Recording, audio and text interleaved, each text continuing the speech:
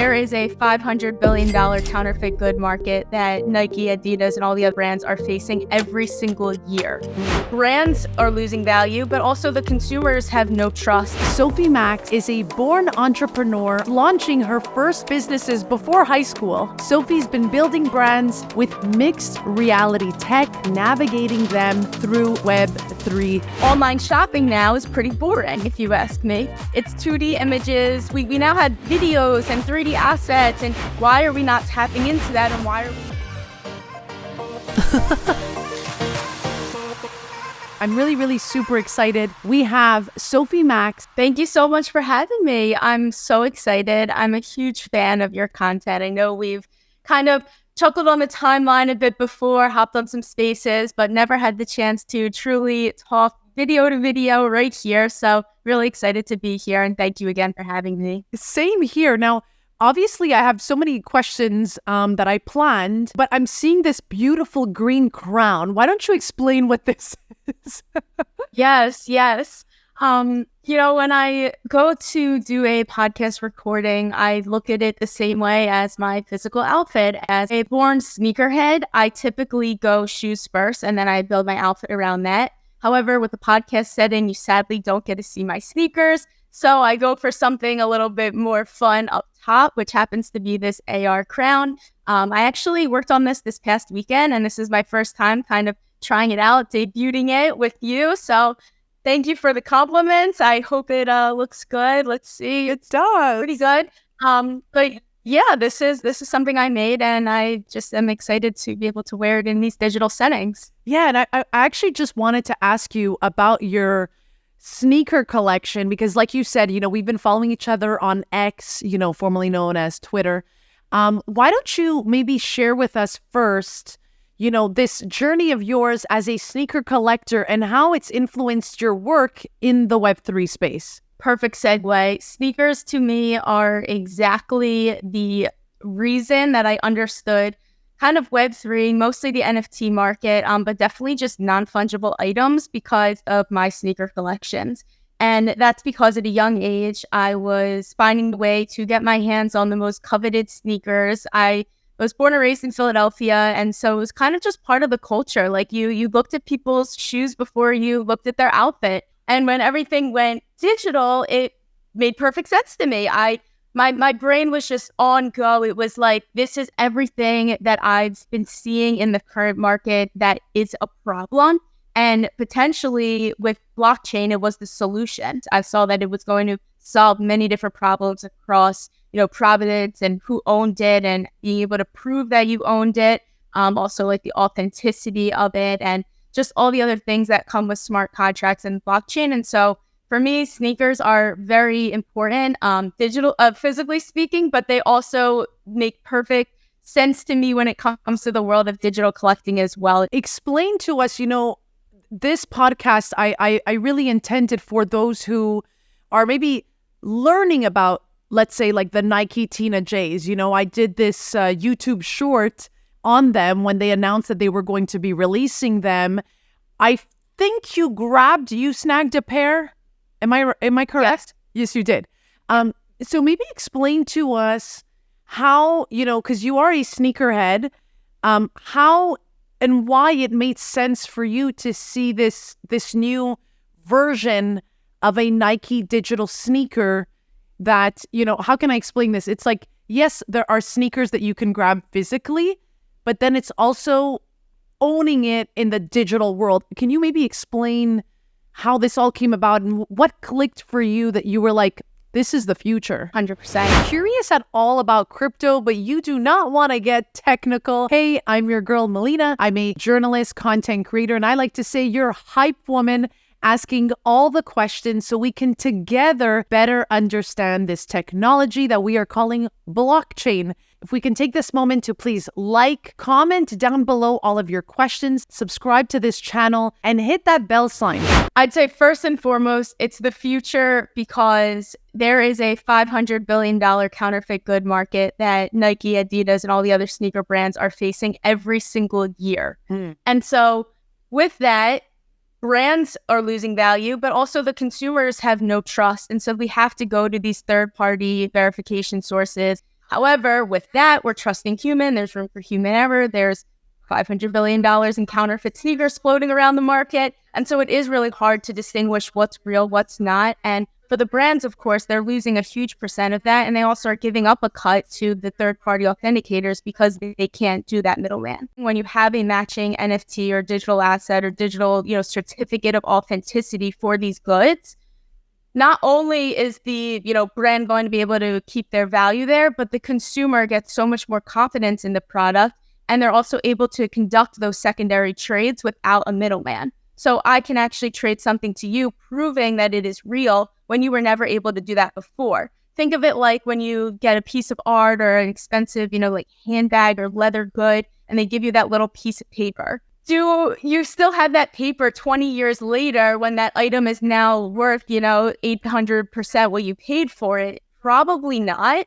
And that kind of goes into this whole, area that we're headed with digitalizing all of these things that we have, specifically in this case, certificates of authenticity, and being able to have those on the blockchain so we can see, one, who owned it before you, who paid what for it before you, what the price of it, the value of it is today, what Nike once, sold it at retail. And then, as that transactions and provenance history goes on, there's a whole other ways that they could tap into that with like NFC chips and augmented reality and connecting wearables to that physical good. Going back to the more like owning a digital asset from Nike is a pretty new concept to a lot of people. And the way that I kind of explain it is just like how we're having this podcast online today. We interact, we socialize, we work, we play. Everything is definitely moving more online. And so the more and more we're forming these communities or conversations in these virtual settings, kind of your fashion and expression needs to flow with that as well. Fashion itself is already digital. We online shop, we, are posting outfits in social media, or playing around with filters and wearables and all of these new fun things that we never had before. 700 million people use AR daily. And I think that goes to show that although, AR may seem like this really new niche thing, it's really not. Everyone is using it every day. We're just getting better at it and finding new ways to tap into it.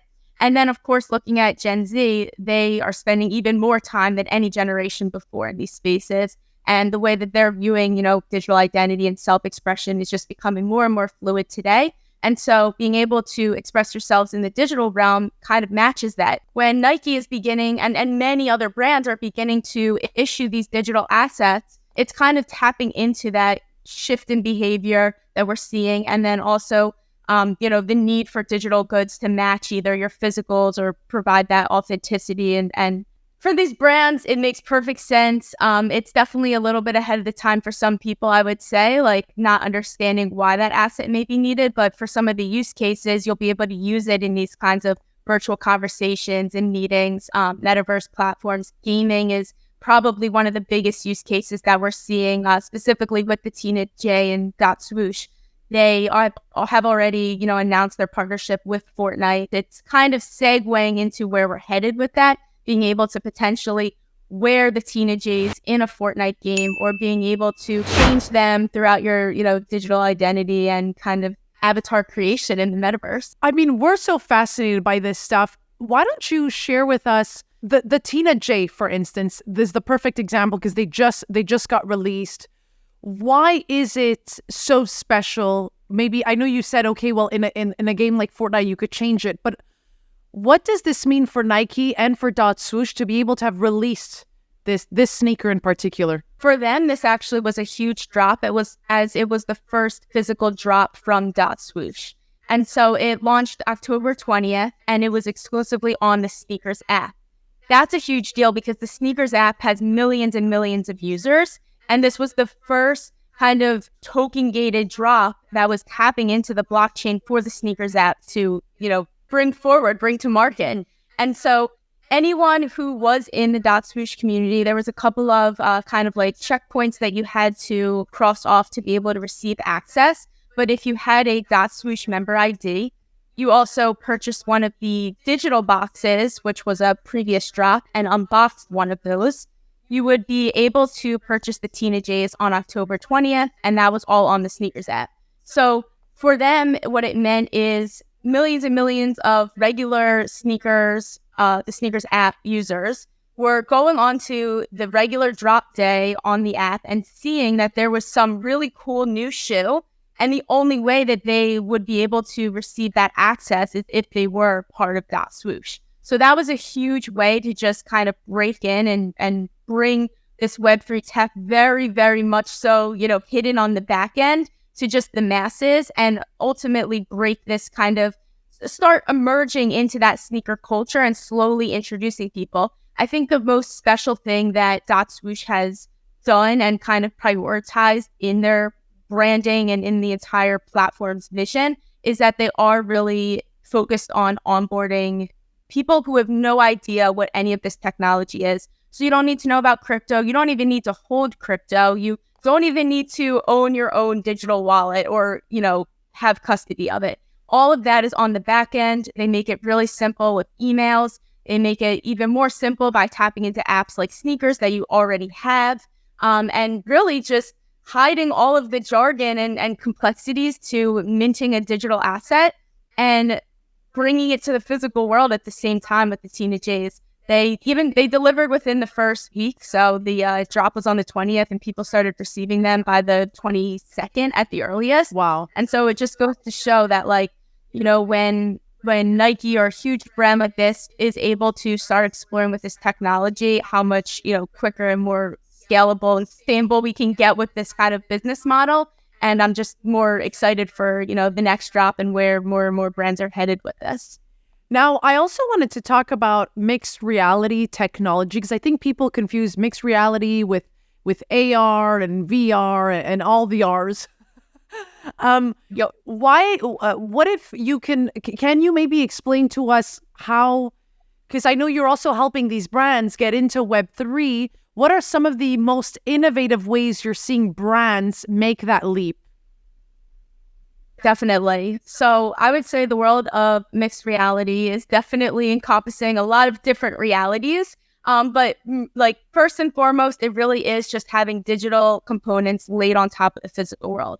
Now, if you look at something like VR, it is a complete virtual reality. And so in that setting, you don't actually see the physical world. You are completely immersed in something that is only and solely virtual.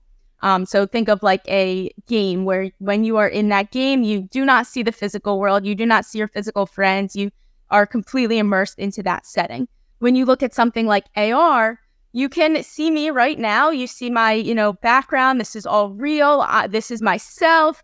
And the difference is I have a digital layer added to all of that real. The reason why we are now seeing so many brands and different, artists and creatives tap into this is because it is creating a more immersive, engaging, and really just a cool experience that really is in line with what consumers want today. And so if you think of shopping, for instance, we've been now gifted the opportunity to shop online with e-com. And e-com was a huge, deal for retail and for brands to be able to sell things online without needing that physical store. However, online shopping now is pretty boring, if you ask me. It's 2D images. We don't have, we now have videos and 3D assets and ways to be able to try on things from our own phone. Why are we not tapping into that? And why are we still okay with these 2D, just scrolling down a virtual shop and picking some things, adding it to your cart and hoping what you receive in the mail is what you purchased online. And so if you look at something like a Metaverse e-com store, where you're able to walk into like a full retail setting as opposed to just clicking on, women's jackets and a couple other filters to find the product that you're looking for, you now can get that true brand experience. You might see, a guide come over and it's all like AI kind of like powered, where you're able to talk to it and say, this is what I'm really looking for. And it can help lead you somewhere in the store that, matches your request. Or you can look at it like a, collection is there moving on animated avatars right in front of you. You can see how the fabric moves and how the light hits it and just the real way that we're supposed to enjoy fashion today. And then you also have things like AR try-on, where you're not needed to go into a physical store to try anything on or receive the physical product.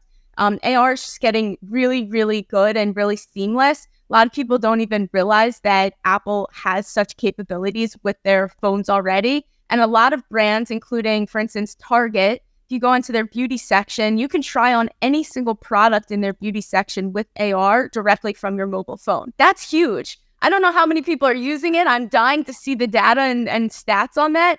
But every single brand is already tapping into this. I view it like QR codes where until everyone really understands the use case and the value in trying things on an AR, it will be a little bit hard to break that barrier, but we're definitely getting close, and the brands are 100% exploring with it. 010 did a store mirror that was at Coach, Nike, and Tommy Hilfiger. Wow. And the AR mirror itself allowed you to try on anything within that collection by just stepping into the mirror, so you don't even need to take out your phone. In that case, you just step in and it automatically snaps a AR garment to your body. And what they did with the Coach setting in down in Soho in New York, they had every single person just walking by the Coach store able to try on this bag, and it was snapping the bag onto people who would never try on a pink pocketbook or never even knew what Coach was or never even held a pocketbook, and it would just snap it onto their body when they would walk by. You can only imagine from a brand's point of view how many more people were willing to come into the store after that just because they had that experimentation not even at the door, before getting to the door through the window. And so that's just another way that they can really tap into this experimentation and finding new customers and just really providing a much more immersive way to either shop or explore their products today.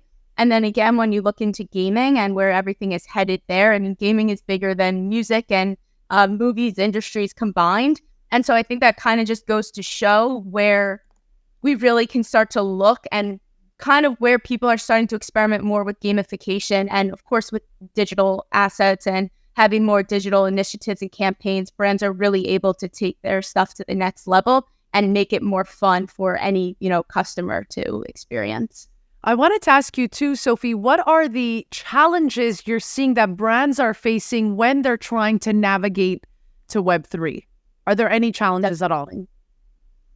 Ton of challenges. In my time, I probably spent like 50% of my short career thus far just convincing people that this is the future. This is why you need to tap into this, and where what you can do. And I mean, 100%. It's like not every brand or business is able to take these risks and explore with this technology, but that is why we're seeing some of the larger players kind of lead the way with testing out some of this innovation, and that really excites me because it's definitely trickling down and we already see that. I would say for challenges, at least for the brands, they need to find a way to provide value with this technology. So when you look at kind of where NFTs are in the current state and market, I view it like we just exploded with this technology and kind of like extracted as much value as customers were willing to put in. And of course, we saw that get very much so exploited in this case.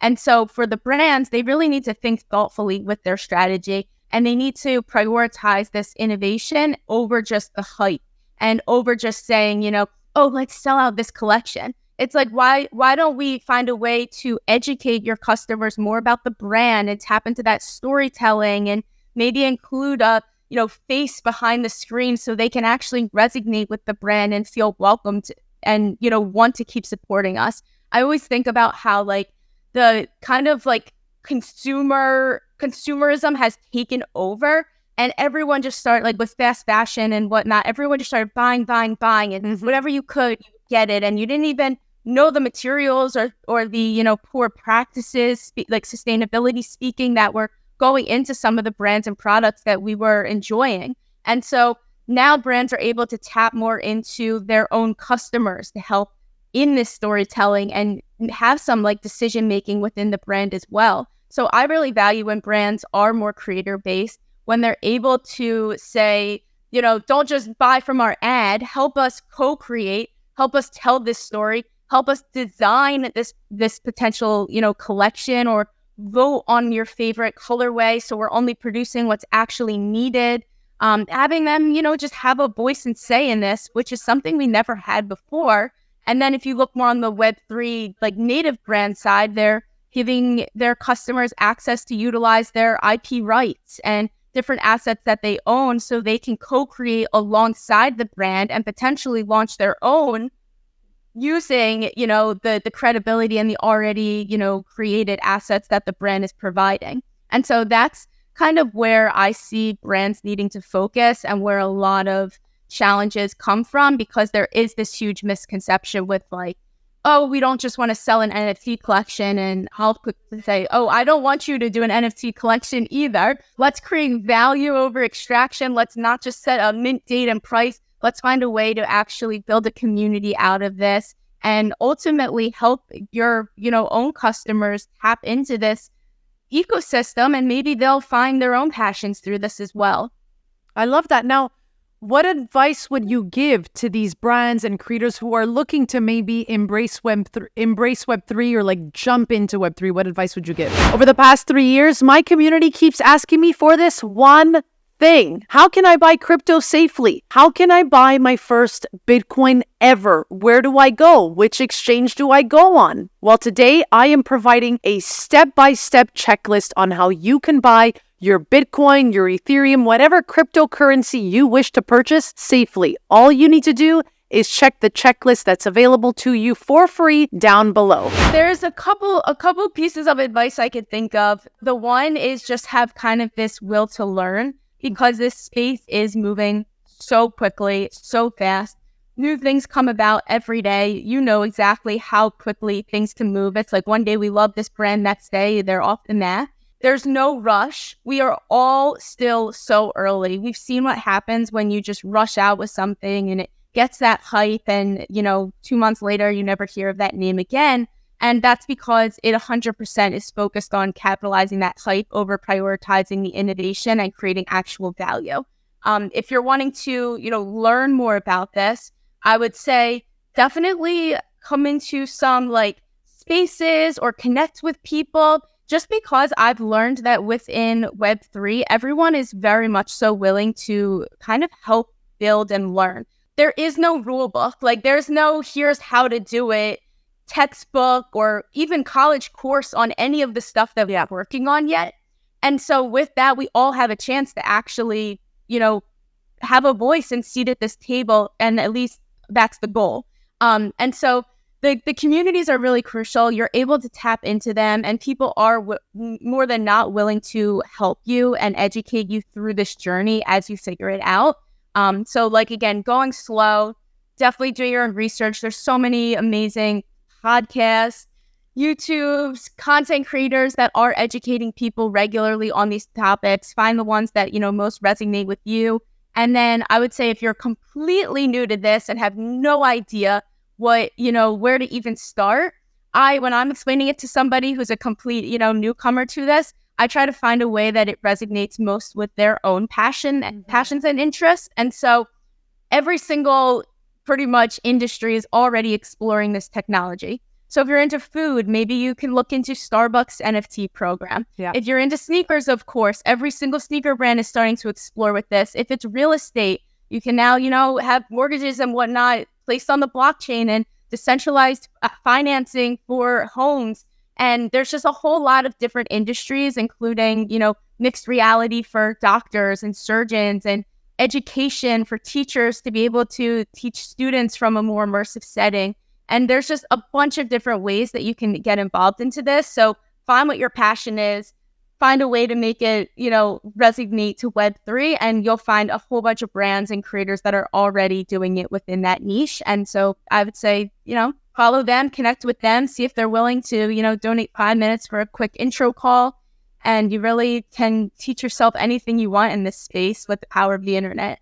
I love that, Sophie. Now, of course, before I let you go, how can we make our own crown? Like watching you today now, I'm a little jelly. I'm jealous. I want to have my own crown.